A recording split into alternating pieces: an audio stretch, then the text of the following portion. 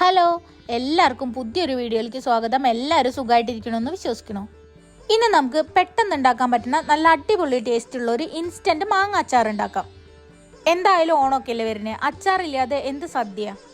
ഒരുപാട് ഡെക്കറേഷനൊന്നും ഇല്ലാണ്ട് ഒരു സിമ്പിളായിട്ടുള്ള ഒരു ടേസ്റ്റി അച്ചാറാണ് നമ്മൾ ഇന്ന് ഉണ്ടാക്കാൻ പോണത്. അതിന് വേണ്ടിയിട്ട് ഞാനിവിടെ 2 മീഡിയം സൈസ് മാങ്ങ എടുത്തിട്ടുണ്ട്. അത്യാവശ്യം പുളിയുള്ള മാങ്ങ കിട്ടുകയാണെന്നുണ്ടെങ്കിൽ നല്ലതാണ്. ഇത് അത്യാവശ്യം നല്ല പുളിയുള്ള മാങ്ങയാണ്. മാങ്ങ നല്ലോണം കഴുകി വൃത്തിയാക്കിയിട്ട് അതിലെ വെള്ളമൊക്കെ തുടച്ച് കളഞ്ഞിട്ട് നമുക്കതൊന്ന് അരിഞ്ഞെടുക്കാം. എനിക്ക് കിട്ടിയതിൽ ഒരു മാങ്ങ നല്ല പച്ചമാങ്ങയും ഒരെണ്ണം കുറച്ച് മൂപ്പ് കൂടിയ മാങ്ങയായിരുന്നു. മാങ്ങയെല്ലാം ഞാനിതാ ഇതേപോലെ അരിഞ്ഞെടുത്തിട്ടുണ്ട്. സാധാരണ ഞാൻ വളരെ തിന്നായിട്ടാണ് അരിയാറ്. ഇന്ന് കുറച്ച് വലുപ്പത്തിലാണ് അരിഞ്ഞിട്ടുള്ളത്. അതിലുണ്ടായിരുന്ന ഒരു മാങ്ങയ്ക്ക് കുറച്ച് മൂപ്പ് കൂടുതലുണ്ട്. അതുകൊണ്ട് തിന്നായിട്ട് അരിഞ്ഞിട്ടുണ്ടെങ്കിൽ അത് പെട്ടെന്ന് തന്നെ അരിത്തു പോകാനുള്ള സാധ്യത ഉണ്ട്. മാങ്ങയെല്ലാം ഒരു പാത്രത്തിലേക്ക് മാറ്റിയിട്ട് അതിലേക്ക് നമുക്ക് ആവശ്യത്തിനുള്ള ഉപ്പ് ചേർക്കാം. ഞാനിവിടെ ഒരു 2 ടീസ്പൂൺ ഉപ്പ് ചേർത്തുണ്ട്. ഇത് കുറവാണെങ്കിൽ നമുക്ക് പിന്നീട് നോക്കിയിട്ട് ചേർക്കാം. ഇനി ഇതിലേക്ക് ഒരു 2.5 ടേബിൾ സ്പൂൺ മുളക് പൊടി ചേർക്കാം. ഞാനിത് നാട്ടിൽ നിന്ന് വരുമ്പോൾ പൊടിച്ചു കൊടുത്തിട്ടുള്ള മുളക് പൊടിയാണ്. കാശ്മീരി മുളകും അതേപോലെ സാധാരണ മുളകും കൂടി മിക്സ് ആക്കിയിട്ടാണ് ഇത് പൊടിച്ചെടുത്തിട്ടുള്ളത്. നിങ്ങൾ ചേർക്കുമ്പോൾ 1 ടേബിൾ സ്പൂൺ സാധാരണ മുളക് പൊടിയും 1.5 ടേബിൾ സ്പൂൺ കാശ്മീരി മുളക് പൊടിയും ചേർത്താൽ മതി. അങ്ങനെ ആവുമ്പോൾ അധികം എരിവ് ഉണ്ടാവില്ല. ഇനി നമുക്കിതെല്ലാം കൂടെ നന്നായി മിക്സ് ആക്കി കൊടുക്കാം. ഞാനിതിൽ വെളുത്തുള്ളിയോ പച്ചമുളകോ ഇഞ്ചിയോ ഒന്നും ചേർക്കണില്ല.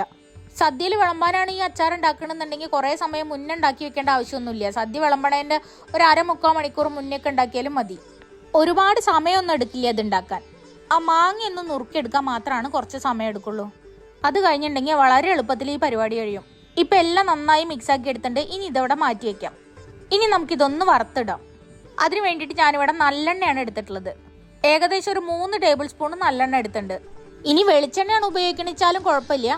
പക്ഷേ സൺഫ്ലവർ പോലുള്ള റീഫൈൻഡ് ഓയിൽ ഉപയോഗിക്കാണ്ടിരിക്കണം നല്ലത്. അങ്ങനെയാണെങ്കിൽ അതിൻ്റെ ടേസ്റ്റ് തന്നെ മാറും.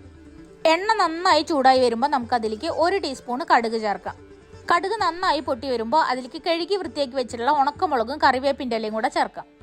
എന്നിട്ട് സ്റ്റവ് ഓഫ് ചെയ്തതിന് ശേഷം നമുക്ക് ആ ചൂടായിട്ടുള്ള എണ്ണയിലേക്ക് 1 ടീസ്പൂൺ ഉലുവ പൊടിച്ചതും 1/4 ടീസ്പൂൺ കായത്തിൻ്റെ പൊടിയും കൂടെ ചേർക്കാം.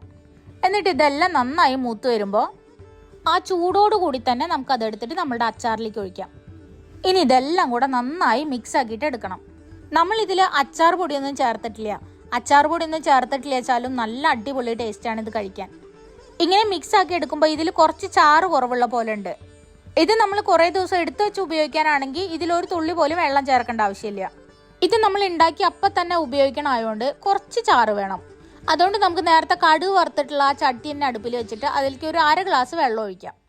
വെള്ളം നന്നായി ചൂടായി വരുമ്പോൾ അതിലേക്ക് ഒരു 1/2 ടീസ്പൂൺ മഞ്ഞൾപ്പൊടി ചേർക്കാം. ഇനി ഈ വെള്ളം നന്നായി തിളപ്പിച്ചിട്ട് എടുക്കണം. ഇപ്പം വെള്ളം നന്നായി തിളച്ച് വന്നിട്ടുണ്ട്. ഇത് നമുക്കെടുത്ത് ചൂടോടുകൂടി തന്നെ നമ്മളുടെ അച്ചാറിലേക്ക് ഒഴിക്കാം. ഈ ചൂടുള്ള വെള്ളത്തിൽ ചേർക്കുമ്പോൾ ആ മാങ്ങടി മുളക് പൊടിയുടെ ഒക്കെ ഒരു റോ ടേസ്റ്റ് അങ്ങോട്ട് മാറിക്കിട്ടും. ഇനി ഇതെല്ലാം കൂടെ നന്നായി മിക്സ് ആക്കിയിട്ടെടുത്താൽ അച്ചാർ പൊടിയൊന്നും ചേർക്കാത്ത നല്ല ഇൻസ്റ്റൻറ്റ് മാങ്ങ അച്ചാർ ഇവിടെ റെഡി ആയിട്ടുണ്ട്. ഇതിൽ വെള്ളം ചേർത്ത കാരണം കൊണ്ട് ഇത് ഒരുപാട് ദിവസമൊന്നും എടുത്ത് വെച്ച് കഴിക്കാൻ പറ്റില്ല. പുറത്ത് വെച്ചിട്ട് ഉപയോഗിക്കുകയാണെന്നുണ്ടെങ്കിൽ ഒരു 2 ദിവസവും, ഫ്രിഡ്ജിൽ വെക്കുകയാണെന്നുണ്ടെങ്കിൽ ഒരാഴ്ച വരെ കേടുകൂടാതിരിക്കും. അതുകൊണ്ട് തന്നെ ഇതുപോലുള്ള അച്ചാർ ഉണ്ടാക്കുമ്പോൾ എപ്പോഴും കുറച്ച് ക്വാണ്ടിറ്റി മാത്രമേ ഉണ്ടാക്കാൻ പാടുള്ളൂ. എന്തായാലും സംഭവം അടിപൊളി ടേസ്റ്റാണ് കേട്ടോ. ഇപ്രാവശ്യത്തെ ഓണത്തിന് എല്ലാവരും ഇതുപോലെ ഒന്ന് ഉണ്ടാക്കി നോക്കൂ. വീഡിയോ ഇഷ്ടപ്പെട്ടിട്ടുണ്ടെങ്കിൽ ലൈക്ക് ചെയ്യാനും ഷെയർ ചെയ്യാനും കമൻറ്റ് ചെയ്യാനും സബ്സ്ക്രൈബ് ചെയ്തിട്ട് സപ്പോർട്ട് ചെയ്യാനും മറക്കരുത്. അപ്പോൾ ഇനി പുതിയൊരു വീഡിയോയിൽ വീണ്ടും കാണുന്നവരെ ബൈ.